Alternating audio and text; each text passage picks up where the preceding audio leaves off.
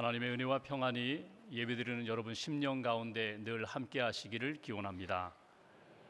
글로리아 에반스라는 여성이 지은 담이라는 책이 있습니다. 이 책은 사람과 하나님의 관계를 그림과 함께 비유로 설명한 책입니다. 대략의 내용은 이런 것입니다. 한 여인이 있습니다. 이 여인이 언제부턴가 자기 주위에 담을 쌓기 시작합니다. 왜 담을 쌓는가? 보기 싫은 사람, 이렇게 담을 쌓으면 만나지 않을 수 있고 피할 수 있다고 생각해서 담을 쌓았던 것입니다. 처음에는 그 담 높이가 무릎 높이 정도였습니다. 그런데 사람들이 자기에게 다가오면서 그 담을 담으로 인정하지 않습니다. 너무나 쉽게 넘나듭니다. 그래서 여인이 돌들을 하나씩 더 쌓아 올리면서 담의 높이를 이렇게 높여갑니다. 그리고 그 담 꼭대기에는 아주 뾰족하고 날카로운 돌들을 올려놓았습니다. 이러면 사람들이 다가오지 않겠지, 이러면 들어오지 않겠지. 그런데 웬일입니까? 그런데도 불구하고 사람들이 다가와 마음이 불편해졌습니다. 담을 더 높이 쌓아 올립니다. 그래서 이제는 바깥에 있는 사람들이 안에 있는 자기를 보지 못하고 자기도 밖에 있는 세상을 사람들을 보지 못할 정도로 아주 높이 담을 쌓아 올렸습니다. 처음에는 참 편했습니다. 그런데 시간이 지나니까 두렵습니다. 외롭습니다. 또 어둡습니다. 그러던 어느 날 꽃 한 송이가 자기 발 앞에 떨어졌습니다. 누가 나에게 던져준 꽃인가? 담 꼭대기에 올라가서 누가 나에게 꽃을 던졌지 찾아보아도 아무도 없습니다. 그런 중에 그가 울면서 이렇게 부르짖습니다. 나는 정말 외로워. 제발 누가 나를 좀 도와줬으면 좋겠어. 이렇게 울부짖는 가운데 누군가 사랑스러운 마음과 모습으로 자기 곁에 있다는 것이 느껴집니다. 그분이 누군가? 그분이 하나님이셨다는 것입니다. 그분이 전부터 여기 계셨습니다. 자기가 담을 쌓아 올리는 것 다 지켜보셨습니다. 그리고 이 쌓아 올린 담이 얼마나 의미 없는 것인지 스스로 깨달을 때까지 기다리셨다는 것입니다. 그분이 자기에게 와서 지금 쌓아 올린 이 담, 그 돌 하나하나의 이름을 알려주셨습니다. 그리고 이 돌을 하나씩 치우라는 것입니다. 내려놓으라는 것입니다. 제일 먼저 지목한 돌, 질투라는 돌을 지목하십니다. 내려놓아라. 이거 내려놓아라. 사실 이 여인에게 있어서 이 돌은 가장 아끼는 돌이었습니다. 그런데 내려놓으라는 것입니다. 빼버리라는 것입니다. 어렵지만 그분의 도움을 받아서 그 돌을 치웠습니다.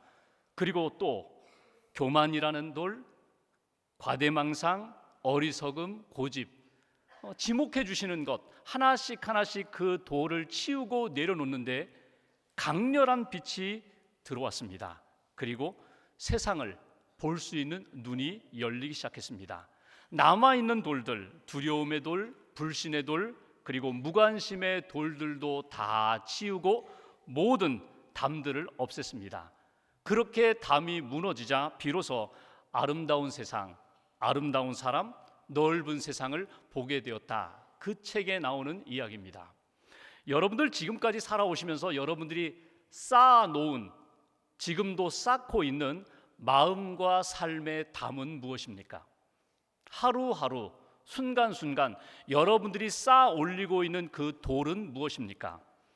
여러분이 쌓고 있는 그 담이 하나님과의 관계 속에서, 사람들과의 관계 속에서 나의 신앙생활에 어떤 영향을 끼치고 있습니까?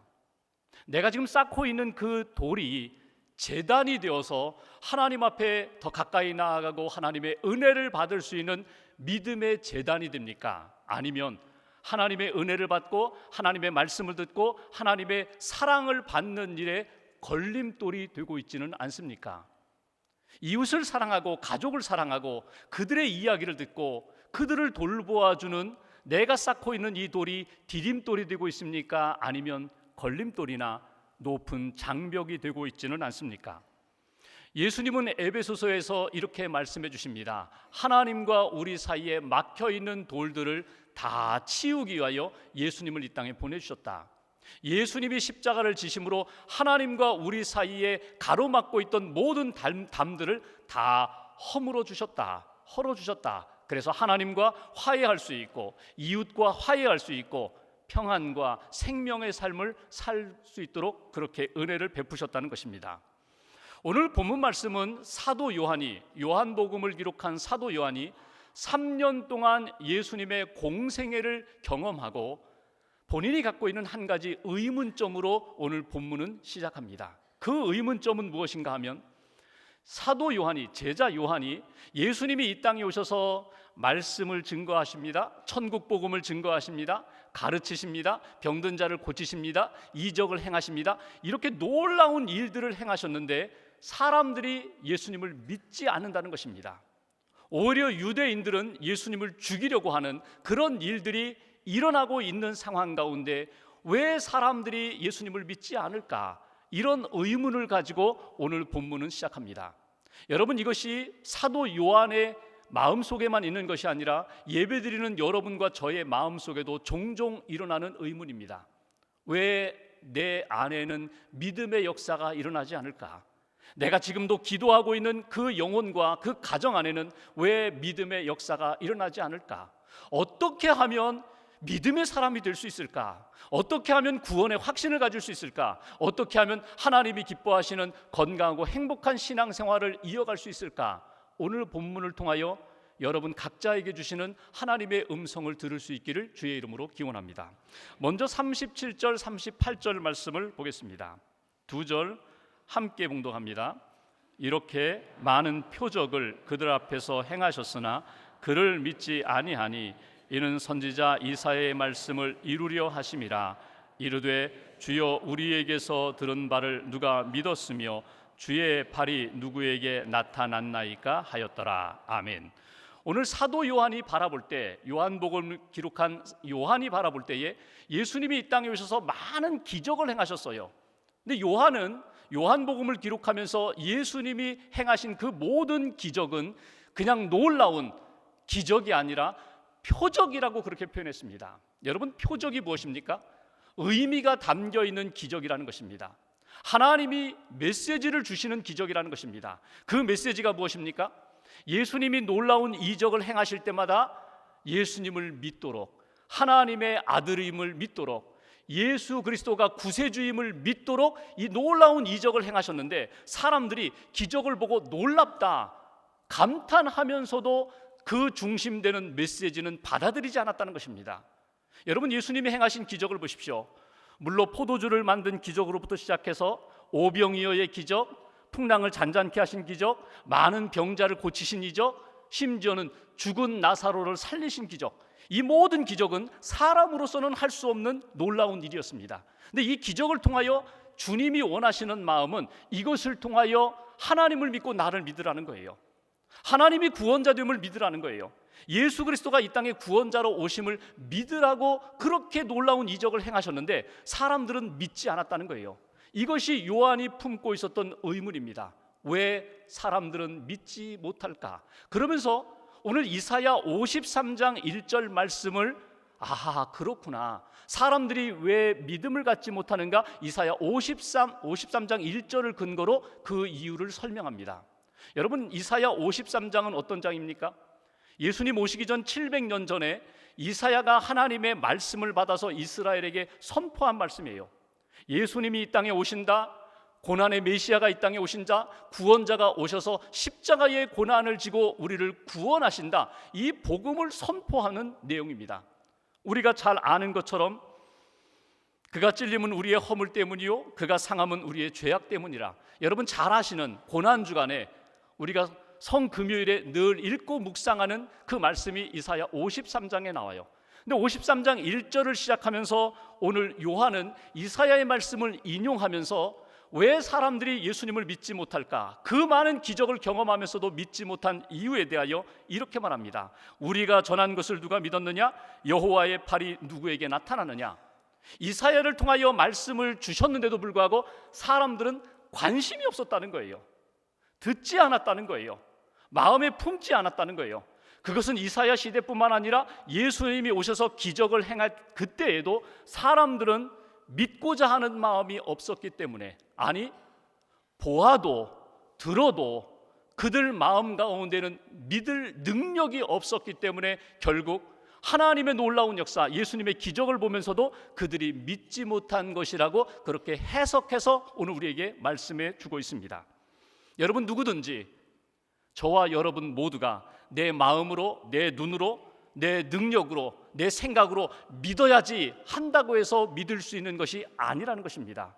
믿음은 하나님의 선물이고, 특별히 오늘 본문을 우리의 삶에 적용해 본다면 우리의 힘으로는 믿을 수 없지만, 내 생각으로는 믿을 수 없지만 하나님의 은혜가 임하면 믿을 수 있다. 이것이 오늘 우리에게 주시는 첫 번째 메시지입니다. 하나님의 은혜가 임하면 내가 믿음의 사람이 될 수 있어. 하나님의 놀라운 역사 믿을 수 있어. 그것이 오늘 주시는 말씀이에요. 종종 우리는 그런 생각을 해요. 기적이 일어나면 믿을 텐데. 우리가 복음을 전할 때에 사람들이 그런 이야기를 합니다. 기적이 일어나면 저 믿겠습니다.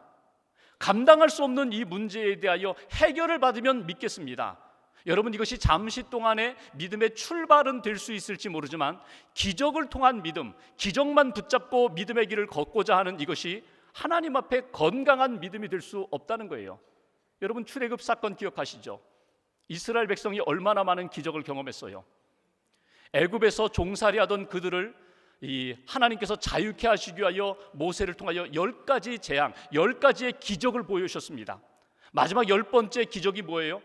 모든 애굽에 있는 마다들이 다 죽는 상황 가운데 양의 피를 문설주에만 바르면 죽음의 사자가 넘어가는, 패스오버, 넘어가는 유월절의 기적을 경험했어요. 아침에 일어나 보니까 애굽의 집안은 다 초상집인데 양의 피를 문설주에 바른 그 가정, 믿음의 가정들만은 죽음을 면하는 그 기적을 경험했어요.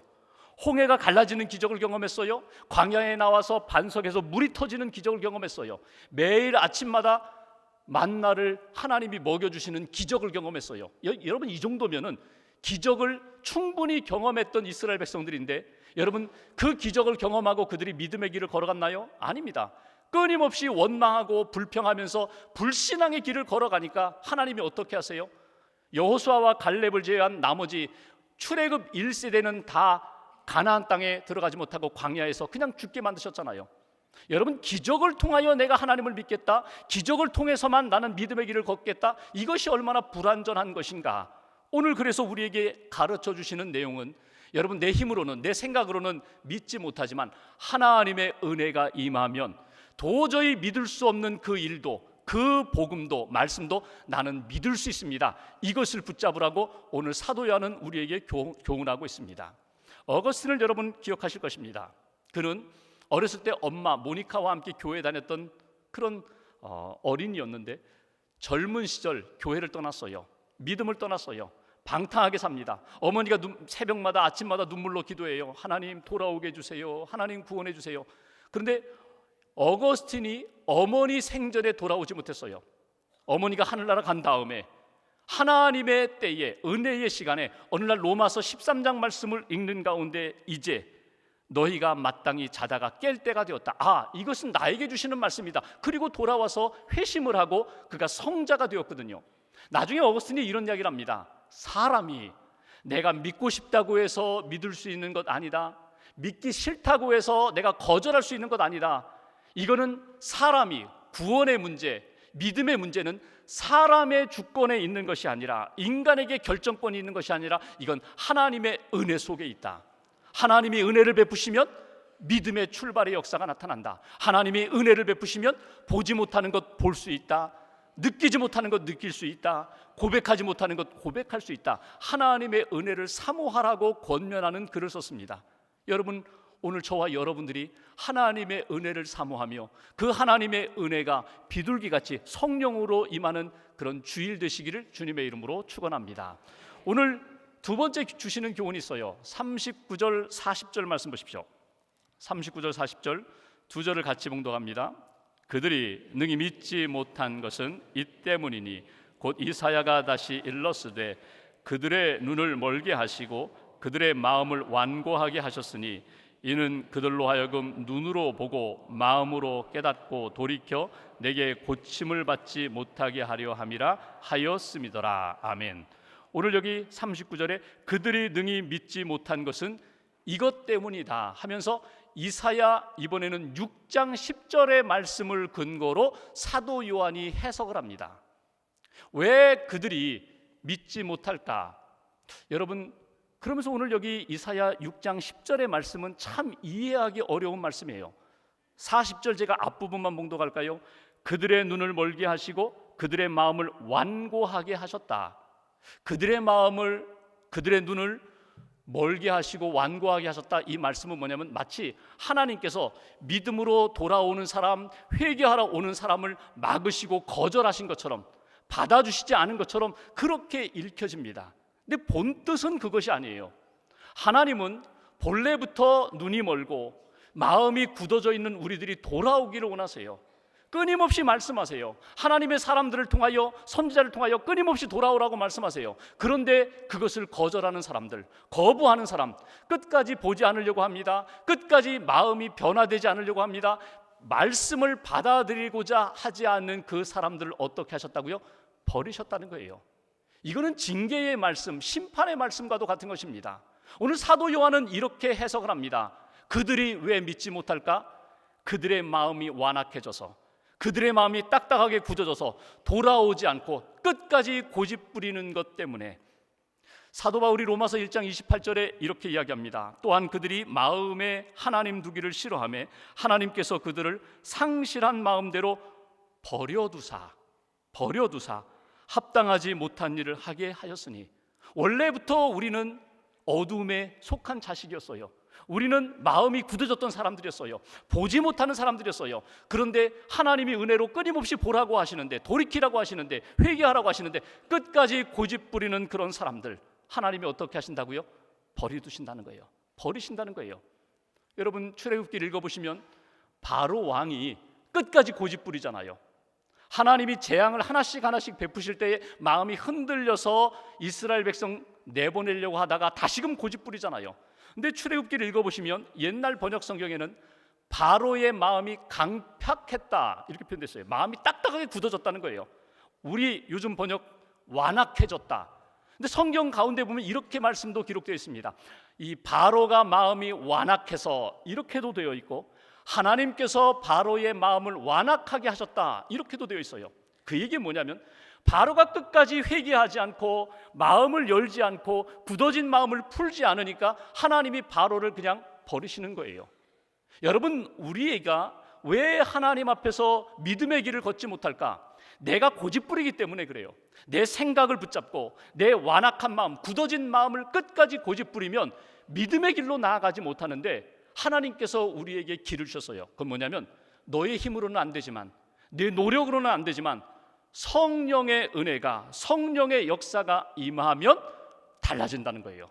그래서 오늘 두 번째 우리에게 주시는 메시지, 내 힘으로는, 내 능력으로는 안 되지만 성령의 도우심을 의지할 때 믿음의 역사가 일어날 수 있다는 거예요. 성령의 도우심의 역사가 나타난다면, 사도행전을 보시면 베드로가 설교를 합니다. 여러분, 베드로가 설교하는데 하루에 3,000명이 회개하며 돌아옵니다. 유대인들입니다. 얼마 전까지도 예수님을 만났던 사람들입니다. 예수님의 말씀을 들으면서도 회개하지 않았던 그들, 예수님께 돌아오지 않았던 그들이 베드로가 설교하는데 3,000명이 돌아왔어요. 그러면 예수님의 설교는 약하고 베드로의 설교는 능력 있었는가? 아닙니다. 똑같은 복음이었어요. 회개하라, 천국이 가까웠다고 전하는 예수님의 말씀이나 베드로의 설교나 똑같은 내용이었어요. 차이는 어디에 있을까요? 청중의 마음이 달랐었다는 것입니다. 성령이 임하고 나니까, 성령의 역사가 임하니까, 그들 마음 가운데 임하니까 딱딱하게 굳어져 있던 마음, 닫힌 마음들이 열리면서 주님의 말씀을 받아들이면서 회개하고 주님의 말씀을 받아들이면서 성령의 능력을 받게 되고 심령이 변화되는, 삶이 변화되는 역사. 그래서 오늘 우리에게 주시는 메시지를 여러분 가슴에 새기십시오. 혹시 여러분 예배드리는 가운데 지금 교회 밖에 있는 전혀 하나님을 모르는 사람들뿐만 아니라 예배드리는 이 시간 여러분 마음이 딱딱하게 굳어져 가고 있어요? 차가워져 가고 있어요? 마음이 딱 닫혀 있어요? 그러면 이 시간 내 생각과 내 감정과 내 힘으로는 안 되니 성령님 도와주세요. 내게 오셔서 도와주세요. 길가와 같이 굳어져 있는 마음, 돌밭 바위와 같이 그렇게 딱딱하게 굳어져 있는 마음 가운데 성령의 단비를 부어주셔서 녹여주세요. 풀어주세요. 감당하게 해주세요. 받아들이게 해주세요. 믿음의 눈을 뜨게 해주세요. 기도하는 가운데 성령님의 역사가 하신 가운데 회복되는 저와 여러분 되시기를 주님의 이름으로 기원합니다. 마지막 한 가지 42절과 43절 말씀 보십시오. 42절 43절 두 절 같이 봉독합니다. 그러나 관리 중에도 그를 믿는 자가 많되 바리새인들 때문에 드러나게 말하지 못하니 이는 출교를 당할까 두려워함이라. 그들은 사람의 영광을 하나님의 영광보다 더 사랑하였더라. 아멘. 사도 요한은 이렇게 진단합니다. 왜 그들이 예수님의 기적과 말씀을 보면서도 믿지 못했을까? 그들은 두려움 때문에. 어떤 두려움이에요? 출교당할까 두려워서. 유대인들에게 있어서 출교라는 것은요, 참 엄격하고 무서운 것입니다. 회당 명부에 이름이 기록되어 있어요. 너는 유대인이다. 너는 하나님의 선택받은 백성이다. 회당에 와서 하나님을 예배하고 유대인들과 함께 공동체를 이루고 함께 돕고 도움을 받으면서 사는 그 공동체에서 추방되는 것이 출교입니다. 그렇게 되면 예배도 마음대로 드리지 못해요. 그들과 함께 사업을 할 수 없어요. 비즈니스를 할 수 없어요. 마치 어떤 전염병 환자처럼 공동체에서 쫓겨나는, 그것이 두려워서 예수님을 마음으로는 믿는데 입으로 시인하지 못하는 그런 일들이 있었다. 약한 믿음의 사람이죠. 연약한 믿음의 사람이죠. 온전한 믿음을 갖지 못한 그들을 바라보면서 또 하나 오늘 43절에 사람의 영광만 붙잡고 하나님의 영광을 붙잡지 못하는 사람, 하나님의 영광보다는 사람의 영광을 사랑하는 사람들, 이 사람은 온전한 믿음의 사람으로 나아갈 수 없다. 여러분, 사람의 영광이 무엇입니까? 현재의 영광입니다. 내 손에 있는 영광입니다. 오늘의 영광, 세상의 영광, 세속적인 영광입니다. 그 영광에 취해서 하나님이 약속하신 부활의 영광, 미래의 영광, 천국의 영광을 외면하는 그런 사람은 온전한 믿음의 사람이 될 수 없다고. 그런데 오늘 한 가지 비결을 주십니다. 우리가 진정 온전한 믿음의 사람이 되려면 정말 하나님을 사랑하고 하나님의 영광을 더 사랑하고 붙잡고 나아갈 때에 두려움의 문제도 뛰어넘을 수 있다. 내가 지금 연연하고 있는 이 세상의 영광을 얼마든지 내가 내려놓을 수 있다. 그리고 부활의 주님과 함께 영원한 하나님의 나라를 바라보면서 믿음의 길을 걸어갈 수 있는 거야. 이것이 오늘 우리에게 주시는 세 번째 메시지입니다. 여러분, 사람의 영광 내려놓으시고 세상의 영광 내려놓으시고 하나님의 영광을 더 사모하며 사랑하는 믿음의 사람이 되라. 이것이 오늘 우리에게 주시는 권면이에요. 역사적으로 여러분, 하나님의 영광을 붙잡고 살아간 많은 사람들이 있습니다. 특별히 하나님의 영광을 바라보면서 하나님의 영광을 사랑하면서 지금 내 안에 다가오는 두려움과 어두움의 문제를, 그리고 불안의 문제를 뛰어넘은 사람들 가운데 한 사람이 바로 존 웨슬리 목사님입니다. 웨슬리 목사님의 생애를 보면은 처음에는 사람 중심의 신앙생활을 했어요. 그런데 그의 성령 체험 이후에 남은 인생은 하나님 중심의 하나님 영광을 붙잡는 신앙의 여정, 사역을 걸어갔어요. 사실 그는 옥스퍼드 대학에서 신학을 공부한 사람입니다. 성경 지식도 많은 사람이에요. 미국의 선교사도 다녀온 사람입니다. 그렇게 많은 성경 지식이 있고 경건함으로 철저하게 신앙생활을 했는데 한 가지, 마음의 구원의 확신이 없어요. 구원의 확신이 없어요. 자기가 알아요. 오늘 밤 죽어도 나는 천국 갈 자신이 없어요. 그러던 중에 1738년 5월 24일 올더스게이트 작은 기도 모임에 참석했다가 한 성도가 루터가 쓴 로마서 서문을 읽는 가운데 가슴이 뜨거워지는 거예요. 그 말씀을 읽으면서 믿음으로 구원받는다는 확신을 갖게 되는 거예요. 모든 죄를 예수님이 십자가의 보혈로 다 씻어주셨다는 것, 내가 죄 아래에 있지 않고 나는 이제 하나님의 자녀로 자유와 평안 가운데 있다는 확신을 갖게 됩니다. 이 성령의 체험을 한 다음에 그가 동생을 찾아가서 그 밤에 나는 믿게 되었어. I believe, 나는 믿어, 나는 믿어. 그러면서 찬송 부르면서 그의 인생이 달라집니다. 그는 영국 성공의 사제였어요. 자기가 맡은 교구가 있습니다. 그런데 설교하려고 하니까 너 설교하지 말라는 거예요. 지성적인 설교를 했는데 왜 자꾸 성령에 대한 설교를 하고 복음에 대한 설교를 하느냐? 너 설교하지 말아라. 그래서 결국 설교할 수 있는 교구를 잃어버렸어요. 그러니까 어떻게 합니까? 거리에 나가서 그 위필드 목사의 도움을 받아서 거리에 나가 설교하는 거예요. 복음을 전하는 거예요. 그러면서 외친 게 뭐예요? 전 세계가 나의 교구다. 나의 교구가 교회 안에만 있는 것이 아니라 전 세계가 나의 교구다. 그러면서 복음을 전하는 것이 존 웨슬레의 선교 사역입니다. 웨슬리의 설교가 지금 수천 편 남아 있어요. 그 중에 대표적인 설교 가운데 하나가 뭐냐면 Almost Christian이라는 설교입니다. Almost라는 말이 무엇입니까? 거의다. 그러니까 100으로 이야기한다면 한 80, 90, 95 정도 채워진 것이 Almost입니다. Almost Christian이라는 것은 뭐예요? 겉으로 볼 때에는요 크리스찬이에요. 거의 다 크리스찬 그 경지에 이르렀어요. 근데 아직은 아니에요. 이것은 웨슬리 자신의 간증이 담겨있는 설교입니다. 당시 영국 교회 성도들을 바라보는 그의 믿음의 눈으로 바라본 진단입니다. 교회 잘 다녀요. 성경 지식 많이 알아요. 나쁜 짓 하지 않아요. 경건한 모습이 있어요. 그런데 마음속에 진짜 믿음은 없어요. 리얼 크리스찬이 아니에요. Almost 크리스찬. 여러분, 물은 반드시 100도에 끓게 되어 있습니다. 90도, 95도, 98도까지도 끓지 않아요. 100도가 될 때 물이 끓는 것처럼 진짜 내가 예수님을 나의 구주로 영접할 때 성령의 역사를 체험할 수 있고, 주님, 나는 주님을 믿고 나는 구원받았습니다, 확신을 가질 수 있어요. 오늘 웨슬리가 우리에게 원하는 것은 바로 이것입니다. 진짜 그리스도인이 되라는 거예요. 진짜 하나님의 영광을 붙잡고 사는 인생이 되라는 거예요.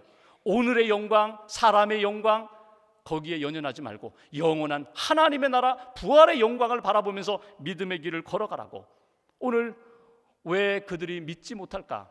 그들만의 문제가 아닙니다. 저와 여러분들이 때때로 일어나는, 왜 나에게는 믿음이 없을까? 내가 사랑하는 가족 위하여 기도하는 그 영혼들이 왜 믿음으로 회복되지 못할까? 오늘 성경은 우리에게 이렇게 정리를 해줍니다. 너의 힘과 생각과 능력으로는 안 돼. 하나님의 은혜를 구하라고. 내 마음이 점점 완악해져 갈 때에 성령님을 의지하라고, 성령님의 도우심 받으라고. 성령님이 임하시면은 내가 바꿀 수 없는 것 바꾸게 하시고, 내가 믿을 수 없는 것 믿게 하시고, 내가 버리지 못하는 것 버리게 하시는 역사가 반드시 나타날 것이라고. 두려움 때문에, 사람의 영광 때문에 하나님의 영광을 덜 사랑했다면, 하나님을 붙잡고 하나님을 사랑할 때 두려움도 뛰어넘을 수 있고, 사람의 영광이 아니라, 세상의 영광이 아니라 진짜 영광을 붙잡는 믿음의 사람이 될 수 있다. 이것이 오늘 요한복음을 통하여 저와 여러분들에게 주시는 하나님의 마음입니다. 말씀을 묵상하고 붙잡고 이번 한 주간 동안 진짜 하나님이 기뻐하시는 믿음의 사람으로 다시 한번 거듭나시고 믿음으로 승리하는 귀한 한 주간 걸어가시기를 주님의 이름으로 축원합니다. 기도하겠습니다.